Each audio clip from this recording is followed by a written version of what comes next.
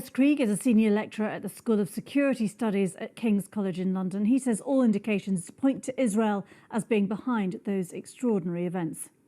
However, I mean, if you look from a cui bono sort of approach, there is no other party anywhere in the region that would benefit from this sort of attack. And obviously, considering that this war has been going on for nearly a year between Hezbollah and Israel, Israel is clearly the most capable and probably the only capable party in the Middle East who could have done that. It is an extraordinary attack.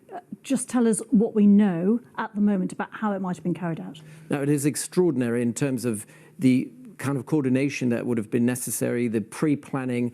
So basically what we know now is, or what we think to know, is that Hezbollah has shifted to pages a couple of months ago, but basically banning also mobile phones being used because they have security risks. These pages all seem to be centrally sourced, most likely Motorola's, and somewhere Israel would have had to interfere and infiltrate the supply chain of Motorola's being distributed across the Hezbollah network. There was what we call a 0-day sort of vulnerability implanted in this, most likely a bug together with some explosives, and they could have been then all remotely been activated from Israel today at the same time. And the fact that we have obviously dozens, hundreds of injured, obviously, and at least 8 to 10 people dead, suggests that this has been a massive attack in terms of the scale. It's been geographically distributed, which is also very, very new, and also very much a networked attack. The question is just why.